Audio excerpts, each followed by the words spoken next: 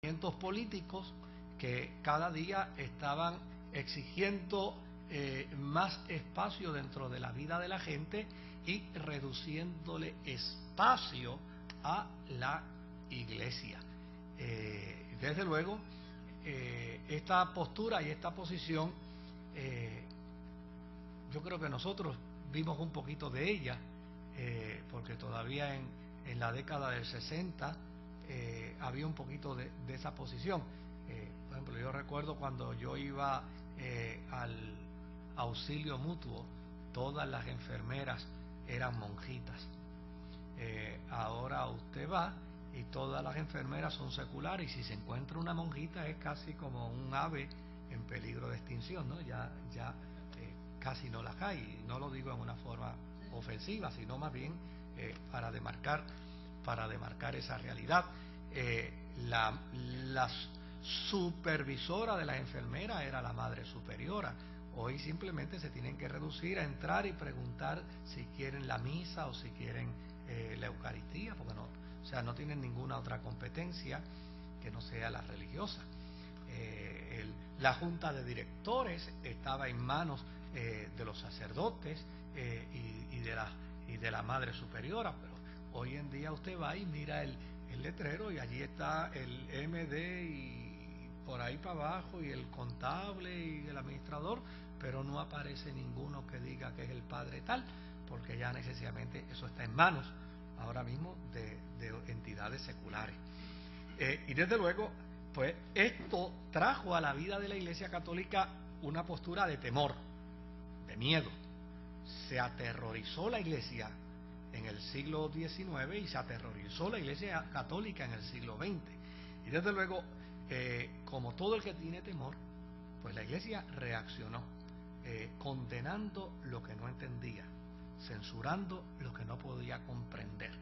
Y desde luego, dentro de lo que no entendía y dentro de lo que no podía entender, hubo una serie de teólogos católicos a los que también la Iglesia censuró. Por ejemplo, el movimiento jesuita, que es un movimiento que siempre se ha considerado un movimiento intelectual dentro de la Iglesia Católica. Y desde luego, todo el que razona o todo el que racionaliza la fe dentro de una estructura religiosa que está sujeta a tradición o a emoción, tiene problemas. Tiene problemas, o sea, porque en una comunidad donde la tradición es más importante que cualquier cosa, las preguntas sobran. Y en una comunidad religiosa donde los elementos emocionales de la fe van por encima de la razón, las preguntas sobran también. Yo me crié dentro de ese contexto. ¿Ah?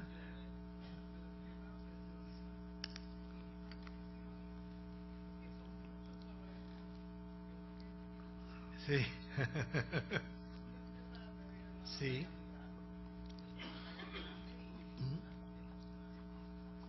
Sí, porque uno se convierte en un proscrito dentro de la organización.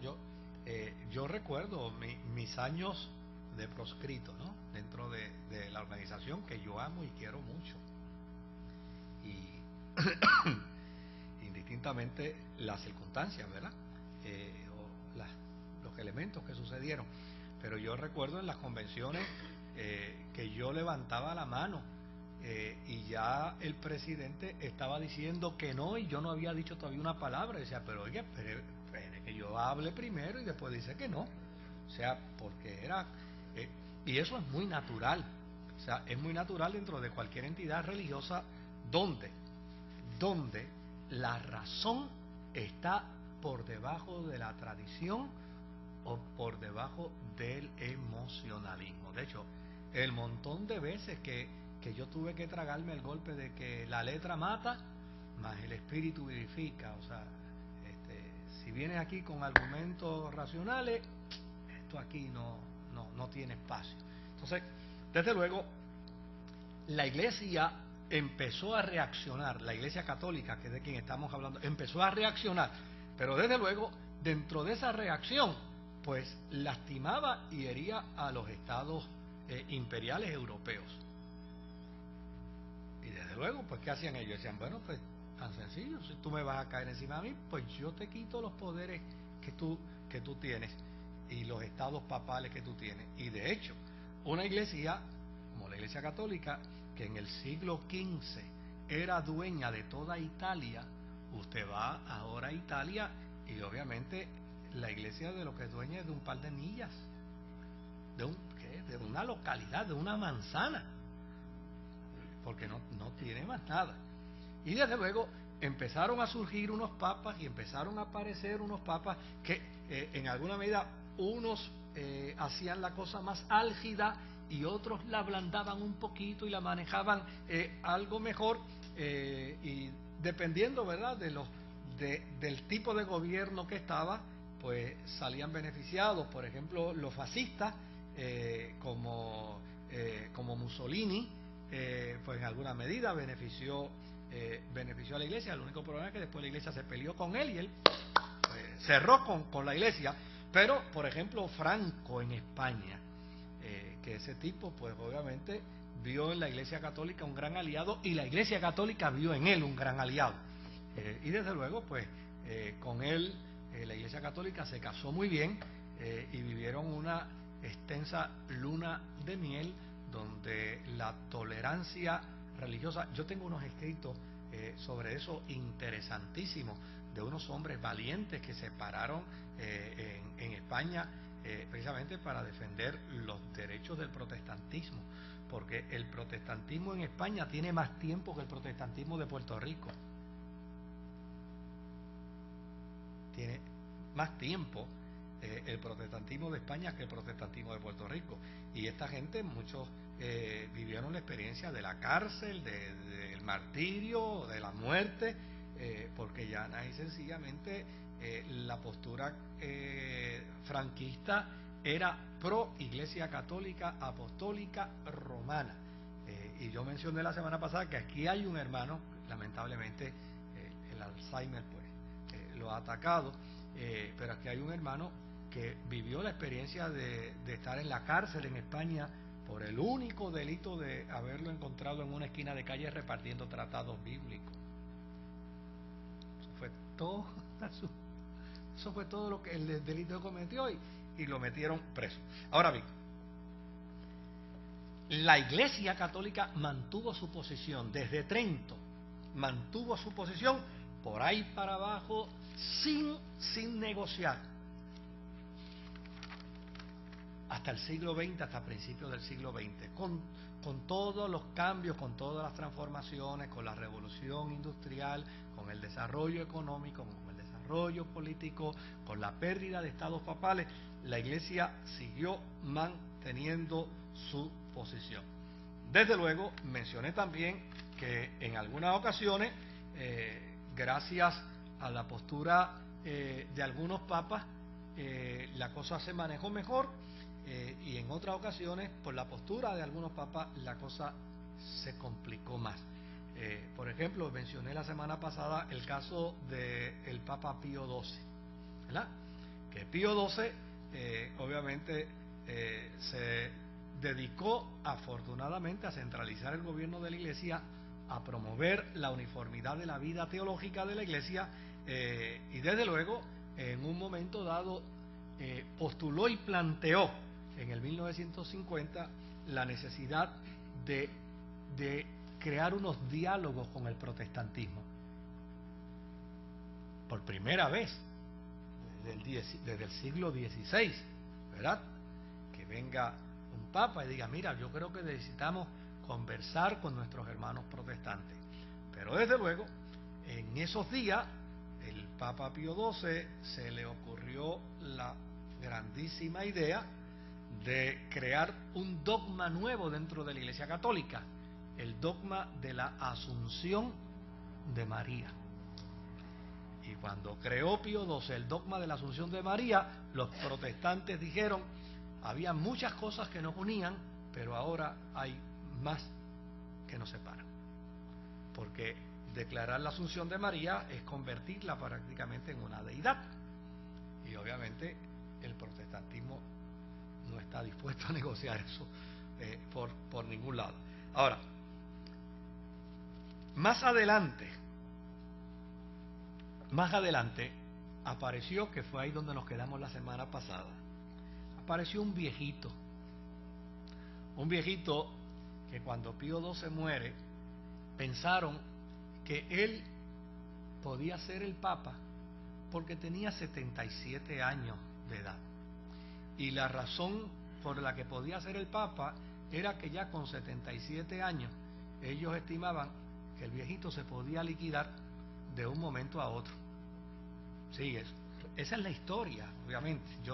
Tal vez yo la estoy diciendo en ajo y habichuelas, ¿verdad? Pero esa es la historia.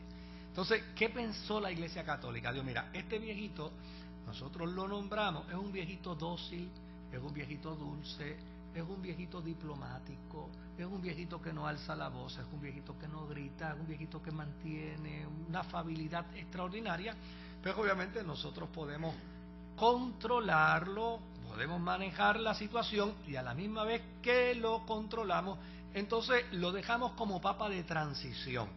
Un papa de transición no es otra cosa que un papa a quien se nombra porque no hay otra alternativa de momento para elegir otro papa, y desde luego se nombra para entonces la curia, el obispado, entonces con calma poder elegir aquel individuo idóneo para la iglesia.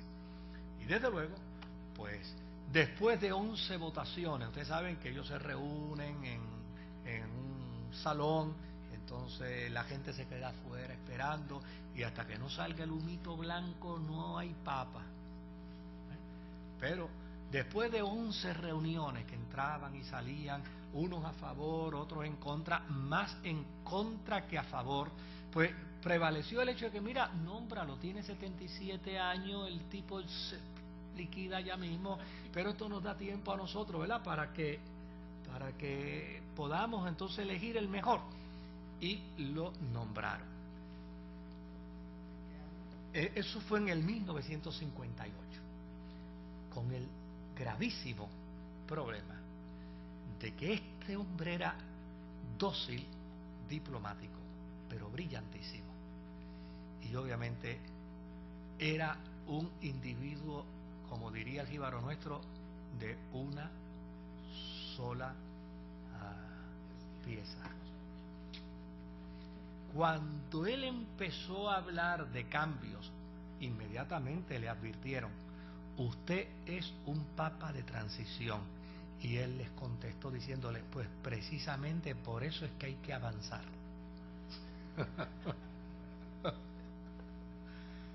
Pues precisamente por eso es que hay que avanzar, porque yo soy un papa de transición y no podemos esperar. Y desde luego empezó a hacer cambios de justicia social dentro de la misma iglesia. Aquellos servidores de la iglesia que llevaban 30, 35, 40 años con el mismo salario desde que habían empezado, porque era una ofrenda. Él dijo: no, la iglesia tiene que postular principios de justicia salarial. Así que empezó por ahí, y empezó a escuchar, y empezó a trabajar con la gente, y empezó a mirar a la gente, y empezó a postular una serie de transformaciones y de cambios increíbles. Cuando él se da cuenta de la resistencia que hay a los cambios, pues ya sencillamente dice: pues mira, vamos a crear un concilio. Vamos a crear un concilio. Ese concilio se lo boicotearon, ese concilio le dieron para atrás, le dieron para adelante. De hecho, él ejerció su función papal por 5 años, y el concilio comenzó en el año número 4. O sea, y el concilio duró varios años. Lo que quiere decir es que él no vio el resultado final de su concilio, pero desde luego demarcó una pauta, abrió una brecha que, sin lugar a dudas, si la Iglesia Católica existe hoy, se lo deben a Juan 23.